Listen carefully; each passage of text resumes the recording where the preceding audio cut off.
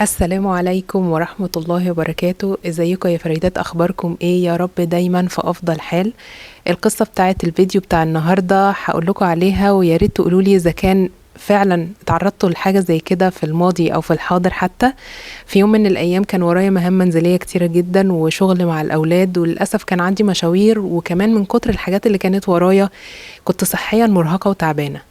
في نفس الوقت واحدة صاحبتي اتصلت بيا وقالت لي ان هي قد ايه عندها مشاوير مهمة جدا، مش عايزة ان هي تروحها لوحدها، ومحتاجة ان انا اروح معاها، وان هي مواضيع طارئة جدا ومشاوير طارئة مش هتقدر انها تتأجل. فلقيت نفسي بقول لها ماشي. وبعد ما قفلت معاها السكة افتكرت كده ان انا ورايا حاجات كتيرة جدا واولوياتي مش هقدر ان انا اقوم بيها، لان انا وافقت على ان انا اروح معاها المشوار. ومن هنا بدأت رحلة البحث، مش بس عن إجابة السؤال أنا ليه معرفتش أقول لأ، لكن كمان عن القوة اللي هتخليني أعيش مرتاحة من غير ما أظلم نفسي، وكمان من غير ما أجرح اللي قدامي لما أرفض طلبه. في الفيديو بتاع النهاردة هكلمك عن 4 أفكار فيهم أسباب منطقية جدا ليه إحنا بنخاف نقول لأ للي قدامنا. وإذا عرف السبب بطل العجب، أما نعرف الأسباب هعرفك إزاي تتغلبي على الأسباب دي، وكمان هديكي في الآخر اختبار تختبري بيه نفسك عشان تشوفي إذا كنت أنت بتتطوري في الموضوع ده وفعلا بتعرفي تقولي لأ، ولا أنت لسه محتاجة إنك تتغلبي على الموضوع ده وتشتغلي على نفسك شوية. مش بس كده، وفي نهاية الفيديو هقولك على تمرين صغنن جدا قد كده، لكن بجد هيفيدك جدا وهيعودك إنك فعلا تقولي لأ. الفكرة الأولى اللي عايزة أكلمك عليها هو إنك خايفة من الرفض، خايفة أحسن اللي قدامك يزعل منك. كتير مننا بيلخبط دايما ما بين لأ اللي هي رفض للشخص ولأ اللي هي رفض للطلب. لأ يا جماعة مش معناها إن إحنا هنبقى أنانيين أو إن إحنا هيكون عندنا جفاء. إحنا بس بنقول اللأ دي لأن إحنا بنحط حدود على الحاجة اللي مناسبة لينا أو الحاجة اللي مش مناسبة لينا. أنا لما أقول لأ على طلب اللي قدامي معناها إن أنا بحافظ على حدودي، بقول لأ لأن هي مش مناسبة ليا أنا، مش إن أنا رافضة الشخص ده أو إن أنا بقول له لأ علشان في مشكلة شخصية ما بيني وما بينه. وهنا هتختبري نفسك امتى آخر مرة قلتي أيوة على طلب وانتي مش مقتنعة، وقد إيه حسيتي بعديه إن انتي مشاعرك سيئة وإن انتي متضايقة أو حسيتي بالذنب. لو فعلا حسيتي بالموضوع ده يبقى انتي محتاجة تشتغلي على الموضوع ده شوية. الفكرة التانية اللي عايزة أتكلم معاكي فيها هو إنك خايفة من فقدان الحب. كتير مننا للأسف اتربى على إني لازم علشان اللي قدامي ده يحبني لازم إن أنا أوافق له على كل الطلبات، أو إن أنا علشان أحتفظ بالعلاقة مع الإنسان اللي قدامي ما ينفعش إن أنا أقول له لأ. هنا احنا محتاجين يا جماعة إن احنا نحط إعادة تعريف لكلمة الحب أو العلاقة ما بيننا وما بين الشخص اللي قدامنا.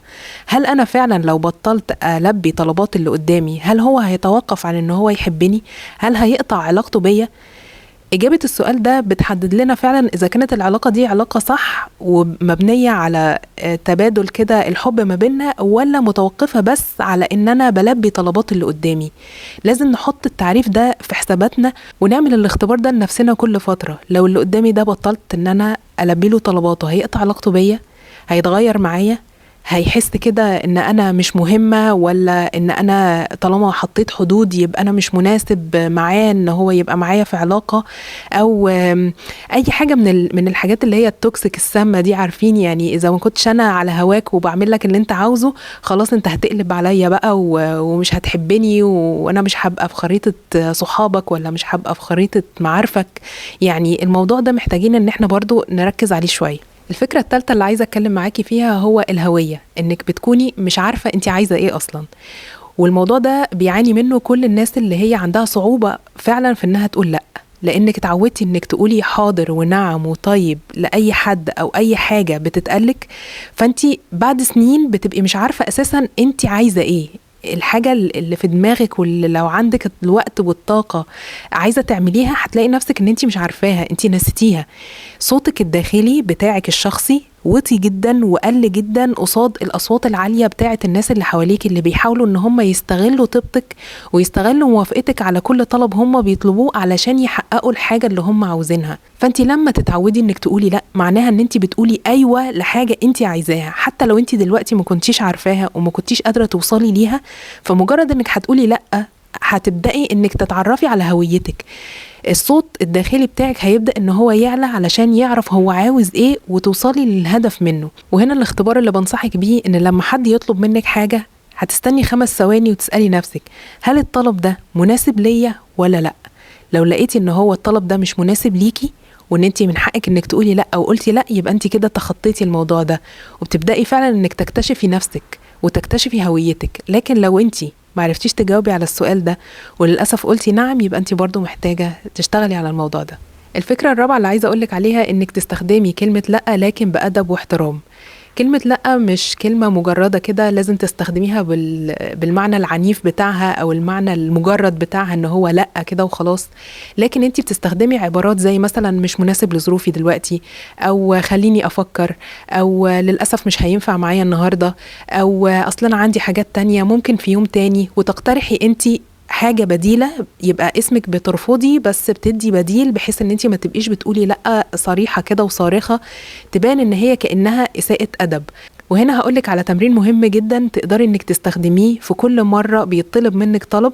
هتحطي شوية جمل او تعبيرات كده، التعبيرات دي هتكسبك نفسك وفي نفس الوقت مش هتزعل منك الاخرين. يعني عبارات للرفض لكن باسلوب مهذب، زي مثلا اللي انا لسه قايله لك عليهم دلوقتي، اللي هو مش هيناسبني دلوقتي، او ممكن في يوم تاني، او ظروفي مش هتسمح النهارده معلش. فكل ما يطلب منك طلب هتبداي انك تستخدمي العبارات دي، وحاولي ان العبارات دي تتعودي عليها وتكتبيها وتحطيها قدام عينك كتير، علشان فعلا تدخل جوه المعاني بتاعتك او الكلمات اللي انتي بتستخدميها بتلقائيه، وتتعودي على ان ممكن على فكره تقولي لا لكن بمنتهى الادب والاحترام. هتكسبي نفسك صدقيني. عايزه اقولك على حاجه حصلت معايا انا شخصيا من لما بدات اتدرب على اني اقول لا. حسيت ان العلاقات ما بيني وما بين زوجي واصحابي واولادي وجيراني واهلي ان هي بقت اصدق. حسيت ان العلاقات دي فعلا بقت مبنيه على ان انا افوز واللي قدامي يفوز. حللت المواقف كلها وبدأت فعلا أوافق بس على الحاجات اللي أحس إن هي مناسبة ليا واللي مش هتتعدى حدودي. ووقتها حسيت إن أنا فعلا زي ما أكون بنعش نفسي كده وبزدهر كده في عقلي إني مش محتاجة إن أنا أوافق على كل حاجة حد بيحطني فيها، لأن فعلا بدأت أكتشف نفسي وأكتشف وأعلي من احترامي لنفسي. والتمرين اللي بقولك عليه اللي هيحفز فعلا عندك ويحمسك ناحية انك تقولي لا، انك تقولي لا النهاردة ل3 حاجات صغيرين جدا جدا، وتجربي الاحساس بتاع ان انتي ما توافقيش على الحاجة لمجرد ان انتي عايزة توافقي. لا، انتي قلتي لا وانتي عندك ارادة، وبتكسبي نفسك فعلا وبتكافئي نفسك لما بتقولي لا على حاجة انتي فعلا مش موافقة عليها. ما عندكيش فكرة الاحساس ده ما يتوصفش من كتر الفرحة. ولما تبدأي انك تقولي لا على مواقف صغيرة هتكبر معاكي وهتتعودي، وشخصيتك هتنمو بحيث انك تقولي لا على المواقف الكبيرة وتحطي لنفسك حدود. اتمنى انك تشاركي الفيديو ده مع اي حد تحسي ان هو عنده مشكلة في موضوع ان هو مش عارف يقول لا. اي ام او اي بنت كانت بتعاني من الموضوع ده ولسه بتعاني منه اكيد هتستفيد من الفيديو والنصايح اللي فيه. ومتنسوش تكتبولي في الكومنتس ايه اكتر فكرة حسيتوا ان هي لمستكم، واشوفكم ان شاء الله في فيديو جديد. شكرا ليكم، سلام عليكم.